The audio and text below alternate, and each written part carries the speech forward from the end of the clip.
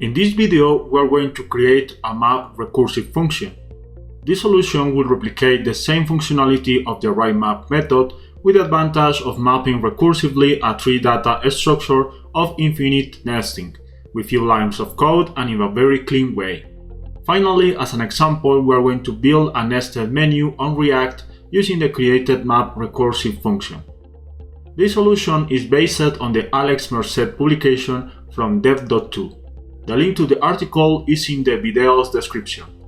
Thanks to his proposed solution, we have a very clean and short algorithm for mapping an array using recursion.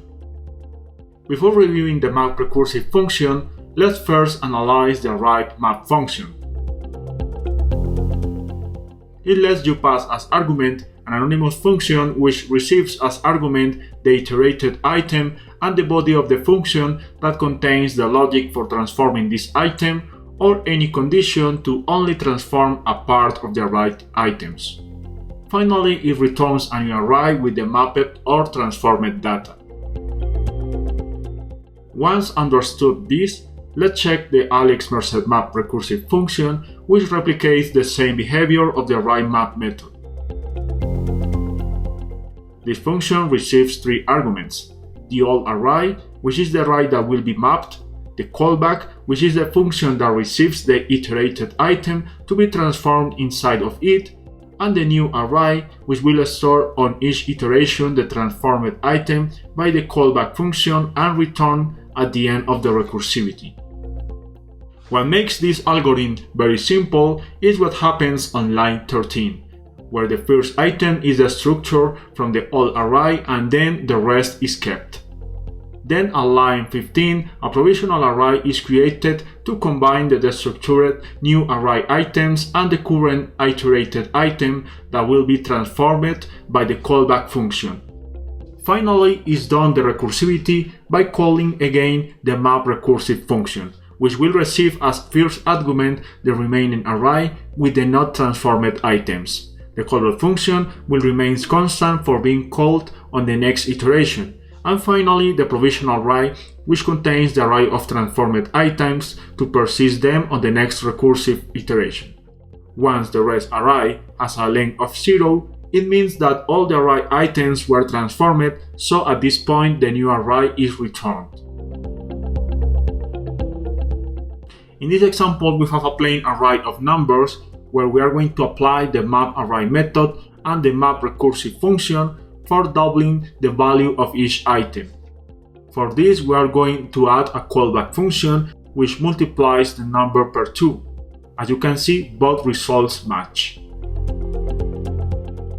Now let's do an example with an array of objects, but for this we will map one item of the array by adding a condition inside the callback function to only affect the item with ID 2, setting the property open to true. Also, both scenarios, the result is the same. Remember that if you want to avoid mutation of the original array, you must clone the iterated object by destructuring it inside the map function. At this point, we have checked that the map recursive function is working as expected and is replicating the array_map functionality without problems. Now let's pass it to TypeScript.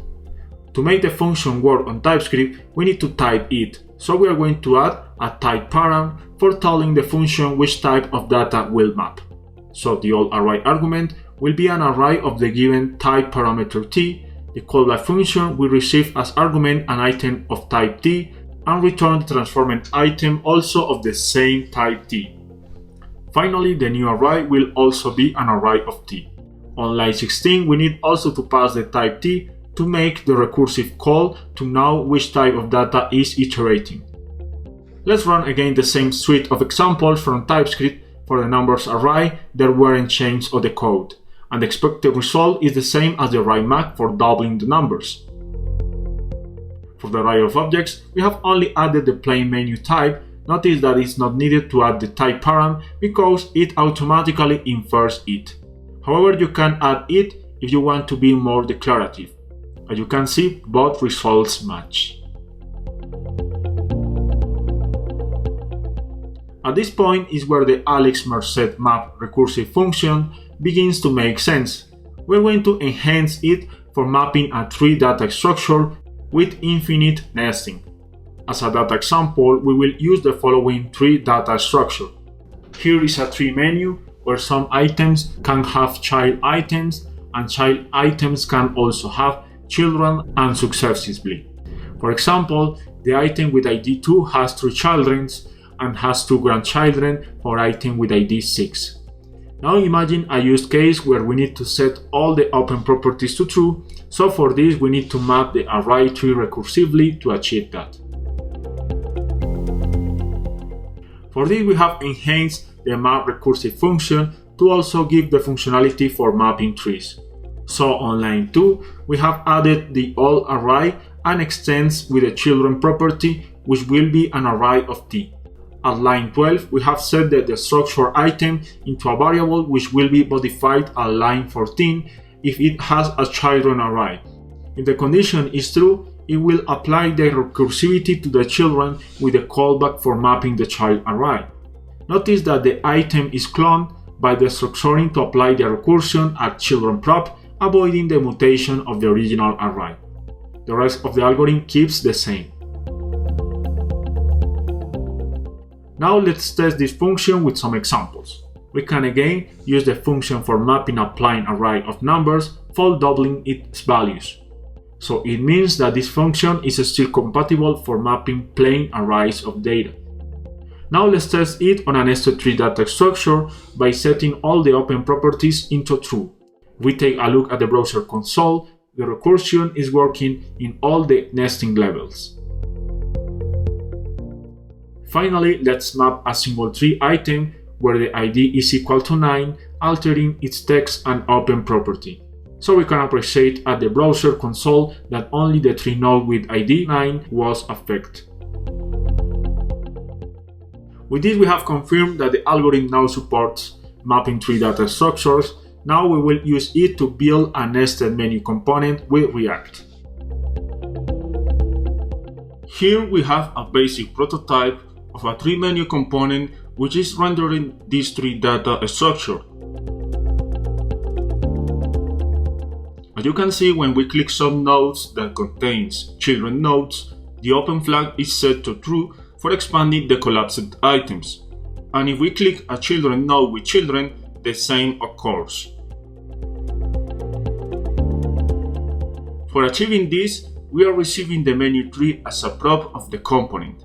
Then it's transformed into a state to be then modified with the open function. It receives as argument the ID of the node that was clicked. Then inside the menu state setter, we manipulate the previous menu state with the map recursive function for toggling the open value. On the JSX, we are rendering the tree menu component in a recursively way. So when each of the menu nodes are being mapped, if the item contains children, the tree menu is recalled and the menu prop is set with the item children nodes. We also define on each item of the tree the onClick event, which receives the open function with the ID of the item to update the menu state for making the collapsed menu to be expanded or vice versa when it is clicked. If you want to test the given map recursive examples and React nested menu, you can download the code from this repository. The link is in the video's description. If you have any questions, feel free to leave your comments. Don't forget also to hit the like button and to subscribe if you want to receive more content like this. Thanks for watching, see you next time!